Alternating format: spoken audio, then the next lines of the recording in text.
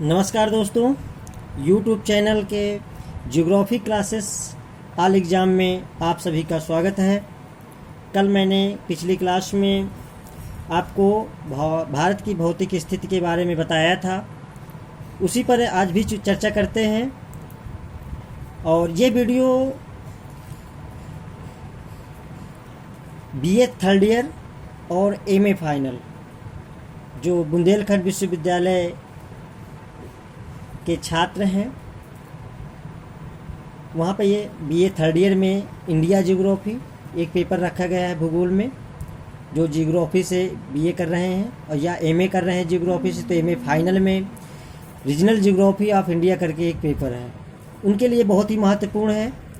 Online ही classes चल रही हैं, तो इसलिए जितना भी हो सके आप इस पेपर को तैयार करते रहें, आपके एग्ज़ाम में काम आएगा। इसके अलावा जो प्रतियोगी परीक्षाओं में बैठने वाले छात्र हैं, उनके लिए भी ये वीडियो बहुत ही महत्वपूर्ण है, क्योंकि इससे जुड़े हुए क्वेश्चन भी हम कराएंगे कि इस लेसन से क्या क्या क्वेश्चन प्रतियोगी परीक्षाओं में पूछे जा सकते हैं। तो ध्यान दें, पहले इस वीडियो के पहले वाला वीडियो ज़रूर एक बार देख लें, और इसके बाद फिर आज यहीं से फिर स्टार्ट करते हैं।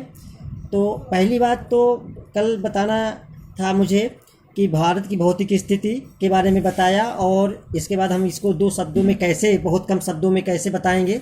तो भारत उत्तरी पूर्वी गोलार्ध के दक्षिणी एशिया महाद्वीप में 8 अंश 4 मिनट उत्तरी अक्षांश से 37 अंश 6 मिनट उत्तरी अक्षांश एवं 68 अंश 7 मिनट पूर्वी देशांतर से 97 अंश 25 मिनट पूर्वी देशांतर के मध्य हिंद महासागर के शीर्ष पर स्थित है, जिसके मध्य भूभाग से कर्क रेखा होकर गुजरती है।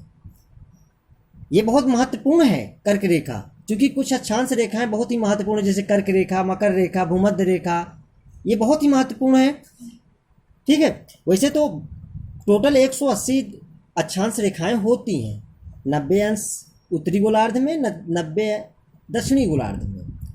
ठीक है, तो इस प्रकार जो जीरो डिग्री अक्षांश रेखा है उसको विषुवत रेखा, इक्वेटर कहते हैं। कल मैंने बता चुका हूँ, उस पर चर्चा नहीं करते हैं, आगे बढ़ते हैं। कल हाँ, एक धोखे से मेरे मुंह से निकला था कि दक्षिणी पूर्वी एशिया में भारत स्थित है, एक बार निकला था, हालांकि मैंने कई बार उसको रिपीट किया है कि दक्षिणी एशिया में है, तो वो मिस्टेक हो गई थी, थोड़ा सा जो जबान से फिसल गया और आपको सुनने को मिला, ऐसा नहीं है। दक्षिणी एशिया में भारत स्थित, अभी मैंने बताया ना, भारत उत्तरी पूर्वी गोलार्ध के दक्षिणी एशिया महाद्वीप में, ठीक है ना, तो दक्षिणी एशिया महाद्वीप में है, ना कि उत्तरी पूर्वी महाद्वीप। दूसरी चीज़ ये है भूमध्य, ये आपका जो नीचे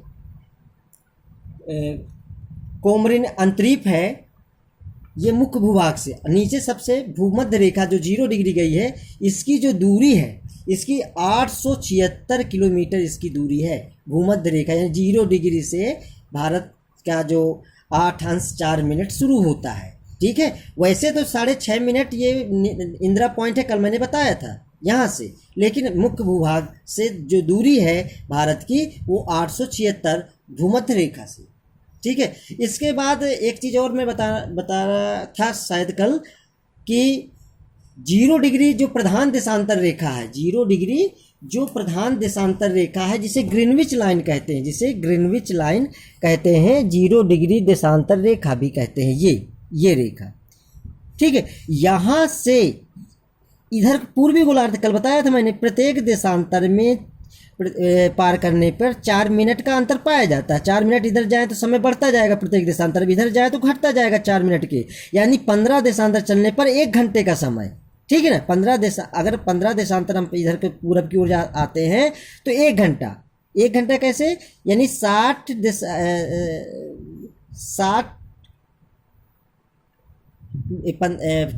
15 में 4 का गुणा करेंगे तो 15 चौको 60 मिनट का 1 घंटा होता है। ठीक है ना, तो 1 घंटा हो गया आपका 4 मिनट के हिसाब से। तो इस प्रकार से भारत का जो 82.5 अंश जो इंडियन स्टैंडर्ड टाइम है भारत का, जो भारत के मध्य भाग से गुजरी है, कल मैंने इसके बारे में बताया था, 5 राज्यों से होकर गुजरती है, ये भारत का मानक समय है। यहाँ से और 0 डिग्री से ये 5 साढ़े 5 घंटे का समय आगे है। क्या है? आगे है, चूंकि पूरब की ओर जाएंगे तो आगे है, ठीक है ना। और पश्चिम की ओर जो आएंगे तो प्रत्येक देशांतर में 4 मिनट का समय घटता जाएगा। पूरब की ओर जाएंगे तो प्रत्येक देशांतर में 4 मिनट का समय बढ़ता जाएगा। अब चूंकि 82.5 और 0 डिग्री अगर हम चलते हैं तो प्रत्येक देशांतर में यदि हम जोड़ें, प्रत्येक देशांतर को यदि हम जोड़ें तो 82 गुणे 4 तो आपका आ जाएगा यही 328। ये तो 82 का आ गया। अभी तो आपका 30 मिनट और बचा, 82.5 है ना, तो 30 मिनट यानी 2 मिनट प्लस कर दीजिए, 2 मिनट और प्लस कर दीजिए तो कितना हो गया? 330। यानी क्या हो जाएगा अगर घंटे में, ये मिनट है, क्या है? मिनट। अब इसको मिनट को हम घंटों में कन्वर्ट करेंगे तो कितना हो जाएगा? 5 घंटे। कितना? 300 मिनट का 5 घंटा, और ये 30 मिनट, यानी 5 घंटा 30 मिनट समय ग्रीनविच समय से भारत के समय का समय आगे है। कल मैंने ये क्वेश्चन पूछा भी था आपके कल के वीडियो में कि अगर ग्रीनविच टाइम 0 डिग्री प्रधान देशांतर रेखा में 10 बजे हुए हैं तो भारत में क्या टाइम होगा, यानी 82.5 चूँकि भारत का मानक समय है। यही यहाँ से यहाँ तक आने पे, यानी आपके अरुणाचल प्रदेश के किबुथु आने से और गोरमाता अंतिम बिंदु गोरमाता तक आने में 2 घंटे का अंतराल पाया जाएगा। यहाँ सूर्योदय 2 घंटा यहाँ की अपेक्षा पहले उगेगा और पहले अस्त भी हो जाएगा 2 घंटे का, ठीक है। अब तो भिन्न भिन्न स्थानों पे प्रत्येक देशांतर में भिन्न भिन्न समय होगा, तो एक ही मानक समय मान लिया गया है इसका, और कि जो इस लाइन पे इस देशांतर रेखा पर जो समय है निर्धारित है वही पूरे भारत में अपनी अपनी घड़ियां मिला लें। ये वाले जो हैं पीछे कर लें, आगे कर लें अपनी घड़ी को, लेकिन यही सभी समय यही रहेगा जो यहाँ पे होगा, राइट टाइम, ताकि सभी एक ही समय का अनुपालन पूरे देश के देशवासी करें, एक ही समय का अनुपालन करें। तो इस प्रकार से घड़ियों को अपने अपने आगे पीछे करके एक राइट टाइम मिला लिया जाता है। तो और मैंने बताया था कि ऐसा ये 0 डिग्री अक्षांश रेखा से जो विषुवत रेखा है उससे मुख्य भूमि भारत की 876 किलोमीटर की दूरी है, बहुत नज़दीक है भूमध्य रेखा से, इसलिए ये भाग जो है उष्णकटिबंधीय है क्योंकि भूमध्य रेखा के नज़दीक है, ठीक है। और तीनों तरफ से सागर से घिरा भी हुआ है, तो मानसून आता है तो सबसे पहले यहाँ प्रवेश भी करता है। तो और आगे इसकी चर्चा हम बाद में करेंगे। और ये महाद्वीप से जुड़ा है इसलिए महाद्वीपीय जलवायु पाई जाती है, कल भी इसके बारे में भी बता दिया था मैंने, ठीक है ना। तो इस प्रकार से एक चीज़ और मैं महत्वपूर्ण बता देता हूँ कि हम बार बार कहते हैं ये बंगाल की खाड़ी है, ये कच्छ की खाड़ी है, खंपात की खाड़ी। ये खाड़ी होता क्या है? खाड़ी क्यों कहते हैं, सागर क्यों नहीं कहते, जैसे अरब सागर जिसको हम खाड़ी क्यों बोलते हैं? तो साधारण सी बात ये बंगाल के पास में है, और खाड़ी हम उसे कहते हैं वह जलीय भूभाग जो 3 ओर स्थल से घिरा हो उसे हम खाड़ी कहते हैं, ठीक है। इसलिए ये देखिए जल है ना, ये जलीय भाग है जो 3 ओर स्थल से घिरा हुआ है। इधर बांग्लादेश, इधर भारत है, इधर आपका अंडमान निकोबार द्वीप समूह है। ये एक्चुअली क्या है कि हिमालय पर्वत ही आया है जो ये दक्षिण तक स्थित है, ये बीच में जलमग्न भी हो गया है। अराकन योमा भी हिमालय की ही एक श्रेणी है, अंडमान निकोबार द्वीप समूह भी हिमालय का ही दक्षिणतम बिंदु है, ठीक है ना। तो ये हिमालय ही है, उसी की श्रेणी ही आई हुई है यहाँ तक अंडमान निकोबार बीच में जलमग्न। तो ये पूरा जल भाग जो है जल स्थल से घिरा हुआ है, 3 ओर स्थल से घिरा हुआ, तो वह जलीय भूभाग, वह जलीय भाग जो 3 ओर स्थल से घिरा हो उसे खाड़ी कहते हैं। यही कारण है कि यहाँ पे हम इसे खंपात की खाड़ी कहते हैं, खंपात के नज़दीक है इसलिए खंपात की खाड़ी, ये कच्छ के नज़दीक है इसलिए कच्छ की खाड़ी, ये बंगाल के नज़दीक है इसलिए बंगाल की खाड़ी के नाम से इसे जाना जाता है। अब प्रश्न ये उठता है कि हम इसे खाड़ी कहते हैं तो इसे प्रायद्वीप क्यों कहते हैं? ये भी बहुत महत्वपूर्ण प्रश्न है। प्रायद्वीप कहते हैं ना, प्रायद्वीपीय भारत, प्रायद्वीपीय भारत, ठीक है। तो अरब प्रायद्वीप, तमाम प्रायद्वीप भारत विश्व में भी हैं, तो इस प्रकार से भारत भी प्रायद्वीप है। इसे प्रायद्वीप क्यों कहा जाता है? इसलिए किसकी परिभाषा यह है, ध्यान दीजिएगा, कि स्थल का वह भाग स्थल का वह भाग जो तीन ओर जल से घिरा हो। देख रहे हैं ना, इधर अरब सागर, इधर हिंद महासागर और इधर बंगाल की खाड़ी। ये धरातल जो है भारत का, ये भाग जो है, यह स्थलीय भूभाग जो है तीन ओर जल से घिरा हुआ है, इसलिए इसे प्रायद्वीप कहते हैं। इसकी डिफिनेशन यही होती है कि स्थल का वह भाग जो तीन ओर जल से घिरा हो उसे प्रायद्वीप कहते हैं। खाड़ी किसे कहते हैं? जल का वह भाग जो तीन ओर स्थल से घिरा हो। दोनों उल्टा हैं, एक दूसरे के विपरीत हैं। जो तीन ओर स्थल से घिरा हो उसे हम खाड़ी कहते हैं। खाड़ी का सिर्फ एक भाग ही खुला होता है, एक भाग ही खुला होता है। और प्रायद्वीप का जो प्रायद्वीप भी एक भाग से ही स्थल से जुड़ा होता है, बाकी तीन भाग जल से घिरे होते हैं। ठीक है ना। तो इस प्रकार से द्वीप आपके हो गए खाड़ी और प्रायद्वीप की बारे में भी आप समझ गए होंगे। फिर एक महत्वपूर्ण प्रश्न है, द्वीप क्या है? द्वीप तो स्थल का वह छोटा, या कह सकते हैं स्थल का वह लघु भूभाग जो चारों ओर जल से घिरा हो, जैसे मालदीव, लक्षद्वीप और अंडमान निकोबार द्वीप। तो ये जो चारों ओर द्वीप जल से घिरा हो, स्थल का वह लघु भूभाग जो चारों ओर जल से घिरा हो उसे हम द्वीप कहते हैं। ठीक है ना। लघु भूभाग याद रखिएगा, लघु भूभाग उसे हम द्वीप कहते हैं। ठीक है। तो हमारे यहाँ दो द्वीप समूह हैं, एक अंडमान निकोबार द्वीप समूह और एक मालदीव समूह, वो लक्षद्वीप समूह। मालदीव एक देश है, लक्षद्वीप समूह ये केंद्र शासित राज्य है। तो इस प्रकार से आपके दो द्वीप समूह भी पाए जाते हैं भारत में। अब इससे कुछ महत्वपूर्ण प्रश्न भी हैं जो मैं पूछे जा सकते हैं। तो कुछ प्रश्नों को आज मैं करा देता हूं, और अब कुछ प्रश्न जो इसी लेसन से हैं, अब प्रतियोगी परीक्षाओं में बैठने वाले छात्रों के लिए ये महत्वपूर्ण है कि इस लेसन से कौन कौन से क्वेश्चन पूछे जा सकते हैं, क्या क्या प्रश्न हो सकते हैं। तो कॉपी और पेन ले लेंगे तो और अच्छा रहेगा कि आप नोट भी करते जाएंगे, बार बार आपको वीडियो नहीं देखना पड़ेगा, एक बार आप सारे क्वेश्चन को लिख लेंगे। सारे के सारे क्वेश्चनों में कुछ क्वेश्चन आपको आते भी होंगे और जो थोड़े बहुत नहीं आते हैं उनको लिख लेना, जो आते हैं तो कोई बात नहीं। ठीक है। लेकिन मैं सारे क्वेश्चन को लेके चलूँगा। ठीक है। क्योंकि कुछ एक ऐसे भी छात्र हैं जिसका ज्योग्राफी काफ़ी वीक है। ठीक है। और वो उनका सब्जेक्ट ही नहीं रहा, ज्योग्राफी उनका सब्जेक्ट नहीं था, और वो विभिन्न परीक्षाओं, प्रतियोगी परीक्षाओं में बैठते हैं और उनका ज्योग्राफी से क्वेश्चन नहीं कर पाते हैं। ठीक है। तो इसलिए वो लोग भी अपना क्वेश्चन लिखते जाएंगे। लेकिन जो ज्योग्राफी का स्टूडेंट है, जो MA BA कर चुका है और तैयारी कर रहा है, उनको तो ये बिल्कुल साधारण सा लगेगा, तो कोई बात नहीं, सुनते रहेंगे, रिवीजन हो जाएगा आपका। तो पहला क्वेश्चन है, इससे ये बन सकता है कि भारत का क्षेत्रफल विश्व के कुल भौगोलिक क्षेत्रफल का कितना है? तो 2.4%। कल के वीडियो मैंने बताया था। अगला क्वेश्चन है, आकार की दृष्टि से भारत का विश्व में कौन सा स्थान है? तो 7वां है। तो 7वां है, तो आपके कुछ राज्य और भी हैं, जो देश और भी हैं भाई, क्षेत्रफल की दृष्टि से 7वां स्थान है। तो पहला का किसका है? तो याद रखना चाहिए पहला किसका है। तो आप पहला समझ लीजिए कि पहला सबसे बड़ा जो है हमारा क्या है? रूस है। क्या है? रूस है। फिर क्या है? कनाडा है। कनाडा, ये आपका कनाडा है। ठीक है ना। फिर रूस है, कनाडा है। तीसरे स्थान पे आपका क्या आ जाता है? चाइना। चाइना आ जाता है। ठीक है। चाइना, ये भारत के ऊपर जो ये चाइना आपको दिखाई दे रहा है, ठीक है ना, ये देख सकते हैं आप, आपका ये चाइना।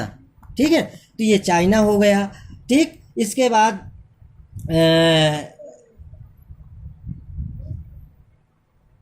ऑस्ट्रेलिया, सॉरी, अगर क्रमशः बात करें तो रूस, कनाडा, चीन और अमेरिका। अमेरिका आपका आ जाता है ये। ठीक है। अमेरिका के बाद ब्राज़ील आपका आ जाता है, ब्राज़ील। ठीक है। ब्राज़ील दिखाई दे रहा होगा आपका, ब्राज़ील। इसके बाद ऑस्ट्रेलिया आ जाता है 6वें नंबर पे, ये है ऑस्ट्रेलिया आपका आ गया, ऑस्ट्रेलिया। और 7वें नंबर में आपका आ जाता है भारत, ये इंडिया।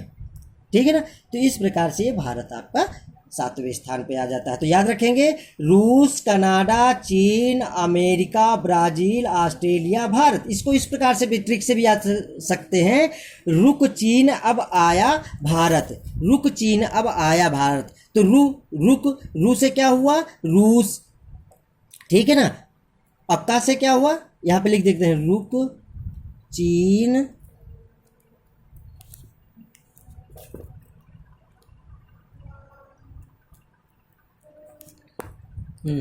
रुक चीन अब आया भारत में आपका से रूस से आपका हो गया रूस, ठीक है ना।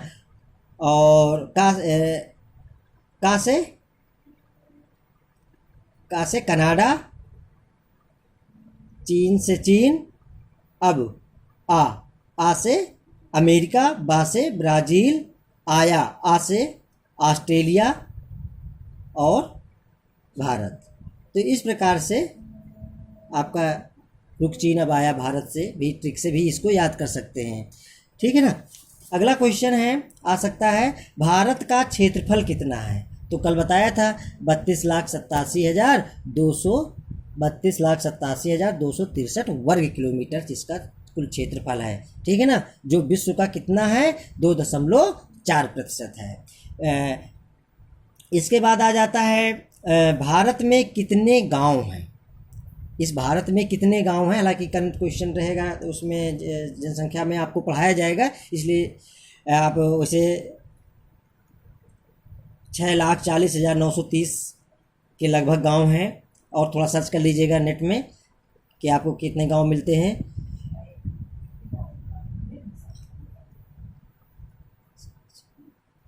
भारत की उत्तर से दक्षिण